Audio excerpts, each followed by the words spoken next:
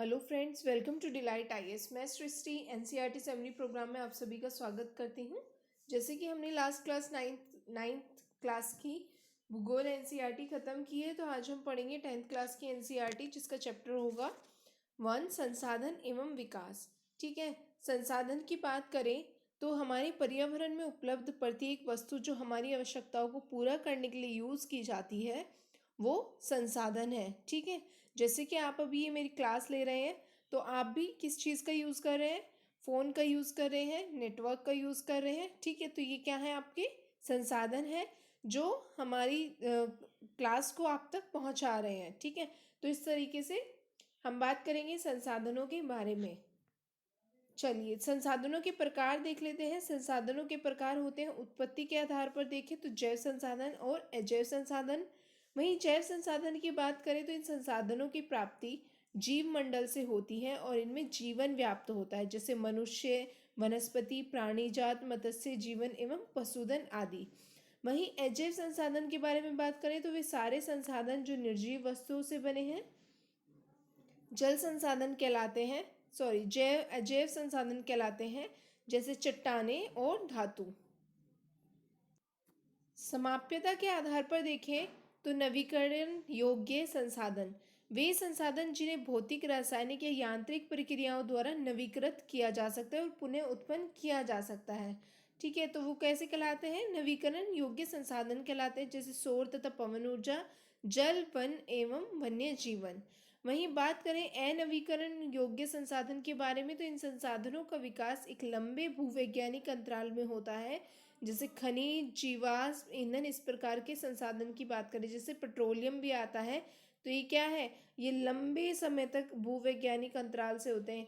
एक मनुष्य जीवन भी समाप्त हो जाता है इन सब चीज़ों में बनने के लिए। ठीक है, तो इस प्रकार के संसाधनों को क्या कहते हैं?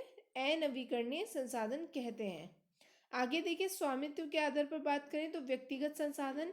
ठीक है, स्वामित्व जिस पे किसी का हक हो, किसी का अधिकार हो, तो वो स्वामित्व के आधार पर देखे जा सकते हैं।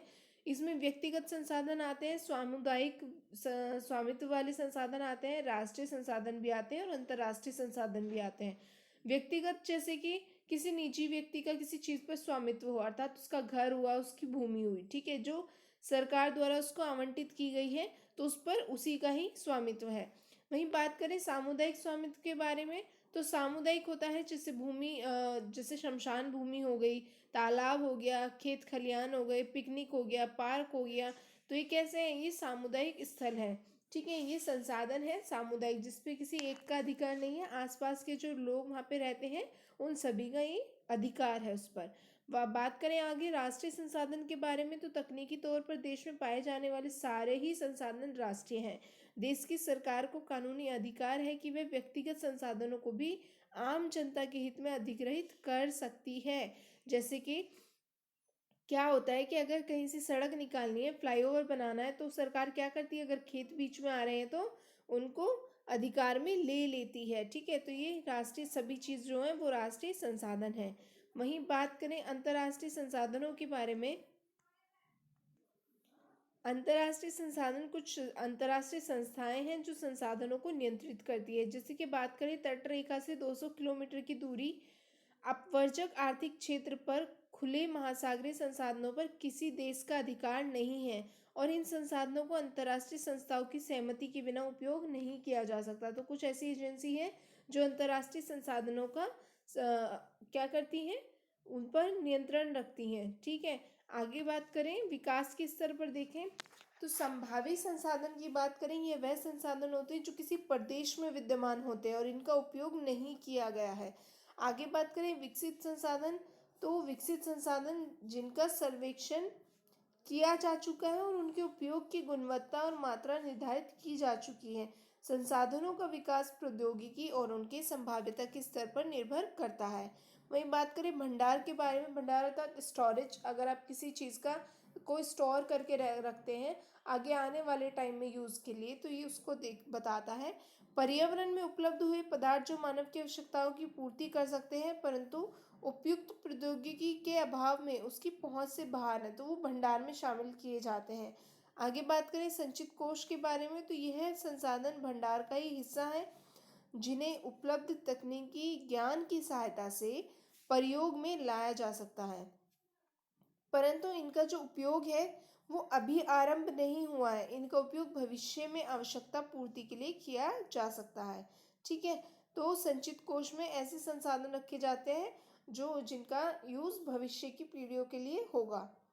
संसाधनों के विकास के बारे में बात करें, ऑब्वियस सी बात है कि संसाधन है तो उनका विकास भी होगा। आज हमारे इतिहास में देखें तो इतिहास में से और अब वर्तमान तक कितनी ही चीज़ों का विकास हुआ है, यहाँ तक कि घर मकान हर चीज़, छोटी से छोटी कपड़े, हर चीज़ में चेंज आए हैं, हर चीज़ का विकास हुआ है। तो संसाधनों का विकास भी ज़रूरी है। संसाधन जिस प्रकार मनुष्य के जीवन यापन के लिए आवश्यक है, उसी प्रकार जीवन की गुणवत्ता बनाए रखने के लिए भी महत्वपूर्ण है और इनका विकास भी बहुत ही महत्वपूर्ण है। बात कर लेते हैं सतत पोषणीय विकास के बारे में। रियो डी जेनेरियो पृथ्वी सम्मेलन और एजेंडा 21, ये कुछ ऐसे प्रोग्राम हैं जिनसे क्या किया गया था, विकास को दर्शाते हैं। ये ऐसे प्रोग्राम किए गए थे, ये ऐसे सम्मेलन थे जो विकास को दर्शाते हैं और जो हमारे पास संशोधन है उनका संरक्षण बिल्कुल ही बताते हैं कि आपको कैसे संरक्षण करना चाहिए। जैसे कि सतत पोषणीय विकास के बारे में मैं बात करूं, तो सतत पोषणीय आर्थिक विकास का अर्थ है कि विकास पर्यावरण को बिना नुकसान पहुंचाए हो। समझ रहे हैं? ठीक है, तो अगर आप विकास कर भी रहे हैं तो पर्यावरण को नुकसान नहीं पहुंचना चाहिए और वर्तमान विकास की प्रक्रिया भविष्य की पीढ़ियों की आवश्यकता की अवहेलना ना करे। ठीक है, हम इतना दोहन ना कर लें चीज़ों का, संसाधनों का, कि वो जो भविष्य की पीढ़ियां हैं उनको मिले ही ना। ठीक है, तो ये सतत पोषणीय विकास के अंदर कहा गया है।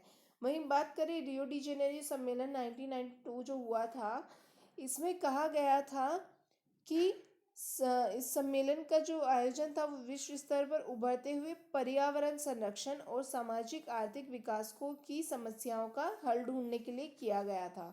ठीक है, इसमें कहा गया था कि भूमंडलीय जलवायु परिवर्तन और जैविक विविधता पर एक घोषणा पत्र पर हस्ताक्षर किए गए थे और यहाँ भी जो संसाधन है उनके संरक्षण की बात की गई थी। वहीं एजेंडा 20 में भी यही कहा गया था, जो कि 1992 में ब्राजील के शहर में हुआ था।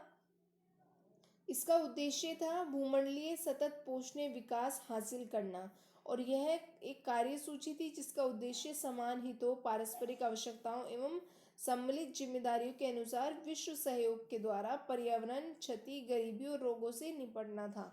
ठीक है, तो इस प्रकार के ये कुछ सम्मेलन थे। आगे बात करें संसाधन नियोजन के बारे में, तो संसाधनों का विवेकपूर्ण उपयोग करना, ठीक है, उनके नियोजन की सामान्य रणनीति है। ठीक है, यदि आपके पास भी खाने के लिए, ये यूज़ करने के लिए आपके पास, चलिए एक इजी सी चीज़ ले लेते हैं, इंटरनेट है। ठीक है, इंटरनेट है, आपको 1.5 GB इंटरनेट मिला है, आपको वो पूरे दिन यूज़ करना है, तो आप क्या करेंगे, आप लिमिट में चलेंगे ना। आप देखेंगे कि हाँ भाई मुझे फिर मेरा एक बार ख़त्म हो गया तो फिर मैं कुछ काम नहीं कर पाऊँगा। तो ये जैसे आप नेट बचाते हैं ना कि नहीं नहीं कम यूज़ कर लेते हैं, यहाँ पे ये ऐप कम चलाते हैं हम, यहाँ पे कम यूज़ कर लेते हैं, हमारा बचा रहेगा, रात तक हमारे इंपॉर्टेंट काम हम पहले कर लेंगे। तो वैसे ही ये नियोजन है, जैसे आप नेट का नियोजन करते हैं ना, वैसे ही संसाधनों का नियोजन हमें करना चाहिए। आगे बात करें, कुछ प्रदेश हमारे यहाँ ऐसे हैं जहाँ पे संसाधनों की प्रचुरता है, लेकिन वहीं ऐसा भी है कि कुछ संसाधन किसी दूसरे प्रदेश में नहीं है। तो इसी प्रकार से जैसे हमारे पास कुर्सी टेबल होती है, पड़ोसियों के पास नहीं है, तो क्या होता है, उनके यहाँ गेस्ट आ रहे तो हम दे देते हैं, उनके पास कुछ सामान है तो हम उनसे ले लेते हैं। तो इस प्रकार से एक दूसरे को, राज्यों में भी एक दूसरे को चीज़ें दी जाती हैं। ठीक है, तो इस प्रकार से हमें संसाधनों का नियोजन करना आना चाहिए विवेकपूर्ण तरीके से।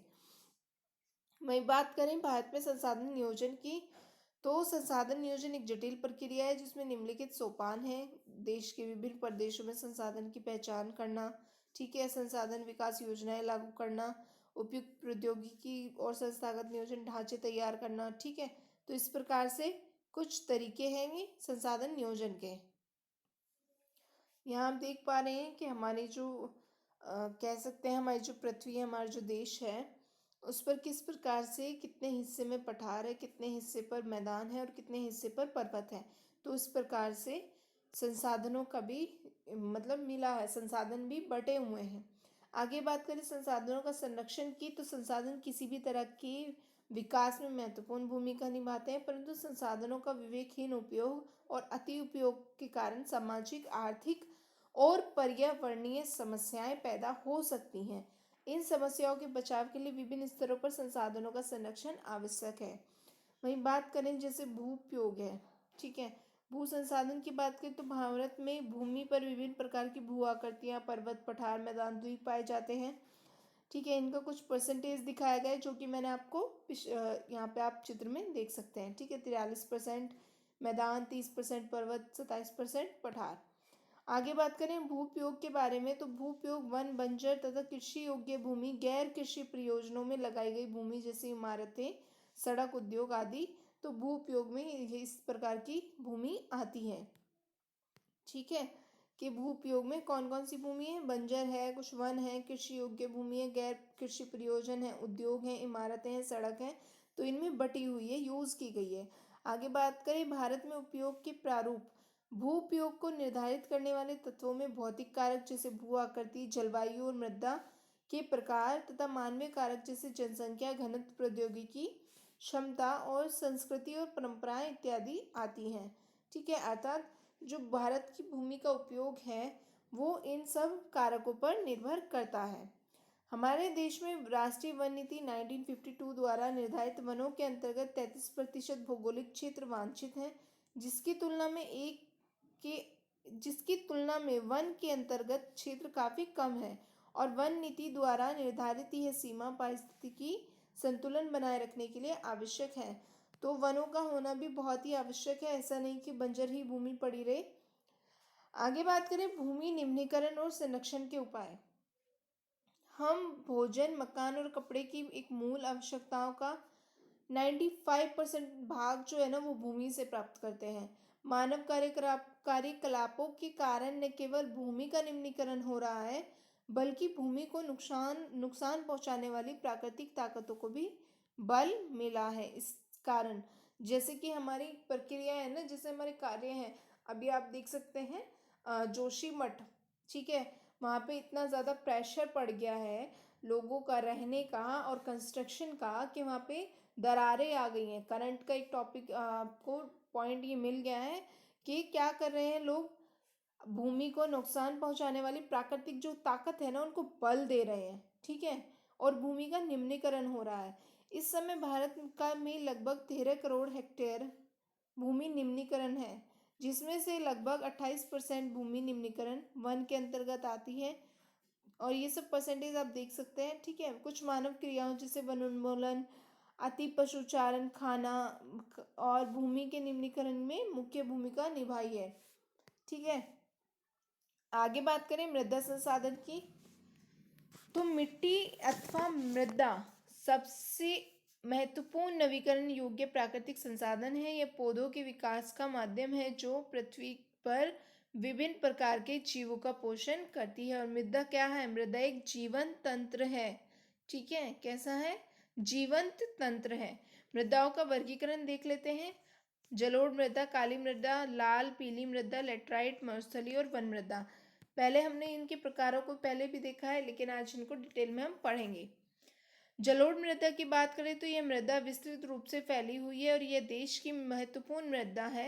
वास्तव में संपूर्ण उत्तरी मैदान में जलोढ़ मृदा से बना है। जो उत्तरी मैदान है, जो सबसे बड़ा मैदान है भारत का, वो जलोढ़ मृदा से ही बना है। यह मृदा हिमालय की 3 महत्वपूर्ण नदी तंत्र सिंधु, गंगा और ब्रह्मपुत्र द्वारा लाए गए निक्षेपों से बनी है। जलोढ़ मृदा में रेत, सैंड और मृत्तिकाओं की विभिन्न अनुपात पाए जाते हैं। जलोढ़ मृदा को 2 प्रकार से बांटा जाता है, खादर और बांगर। बांगर मृदा में कंकड़ ग्रंथियों की मात्रा सबसे ज्यादा होती है, जबकि खादर में कम होती है, ठीक है।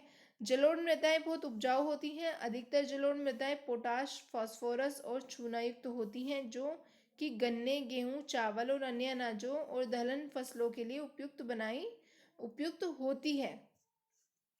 सूखे क्षेत्रों की मृदाएं अधिक क्षारीय होती हैं। इन मृदाओं का सही उपचार और सिंचाई करके इनकी पैदावार को हम बढ़ा सकते हैं।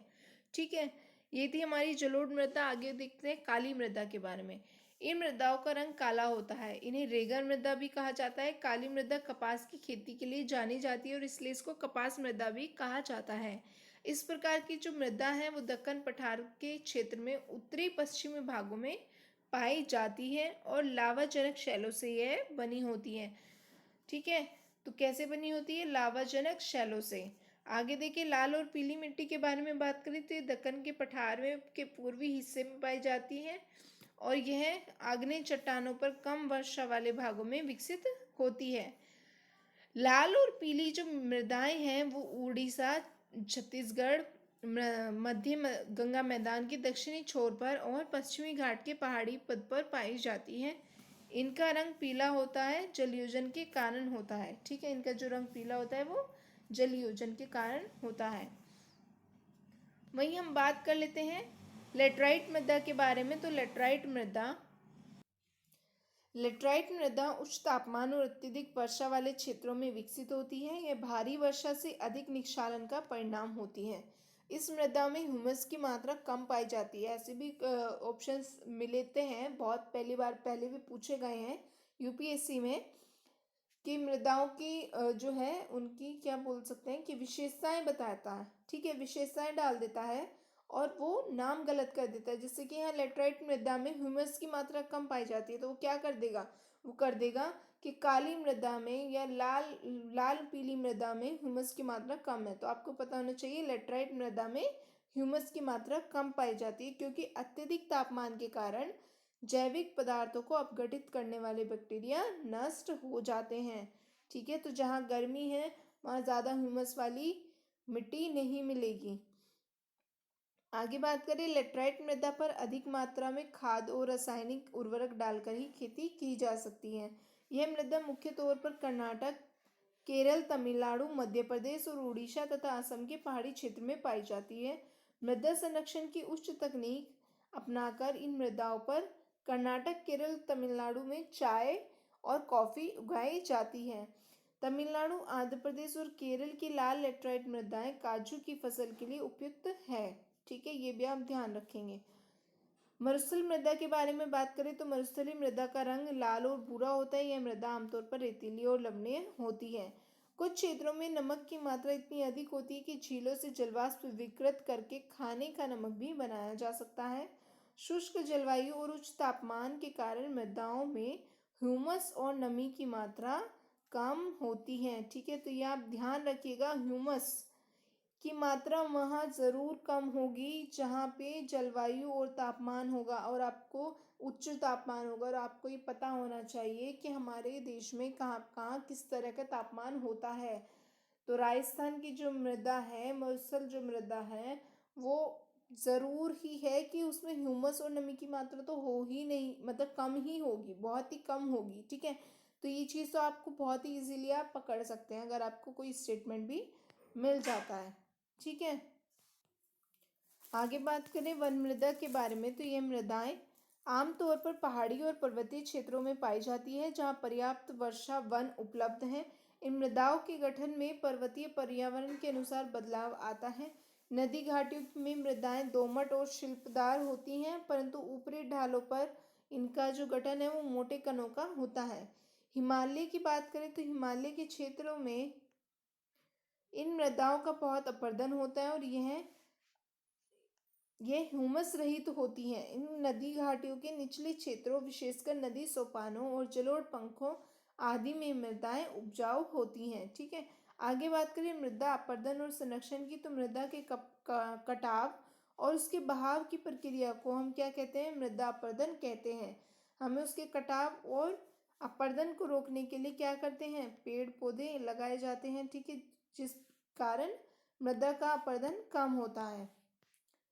ये कुछ इस प्रकार से हमारे भारत के क्षेत्र हैं जहाँ पर वन आपको देखने को मिल सकते हैं। पर्वतीय और वन कहाँ पे हैं, जलोढ़ मृदा कहाँ पर है, ये ठीक है, ये आप यहाँ पे देख सकते हैं। हर कलर से उसको मार्क किया गया है। लाल और पीली मिट्टी आपको किस क्षेत्र में मिलेगी, काली कहाँ पे मिलेगी, लेटराइट और शुष्क कहाँ पे मिलेगी। ठीक है, तो इसमें आपको ध्यान से देखिएगा और याद रखिएगा कि कौन सी मृदाएं कहाँ पर ज़्यादा हैं। मैप से आपको बहुत अच्छे से तरीके से याद हो जाएगा और अच्छे आपको हमेशा ही याद रहेगा। मैप बहुत इजी होता है किसी भी चीज़ को याद रखने के लिए। ठीक है, चलिए हमारे आज का क्वेश्चन है लो एस किस प्रकार का संसाधन है। तो आपको इसका आंसर कमेंट बॉक्स में देना है। ठीक है, चलिए थैंक यू फॉर वॉचिंग। और आप टेलीग्राम ज्वाइन करें delight IAS for PDFs and जो क्विज़ है, कुछ क्विज़ हैं जो यूपीएससी लेवल की क्विज़ हैं, आपको वही टेलीग्राम ग्रुप में ही देखने को मिलेगी। ठीक है, तो टेलीग्राम ग्रुप ज्वाइन करें। ठीक है, चलिए थैंक यू फॉर वॉचिंग।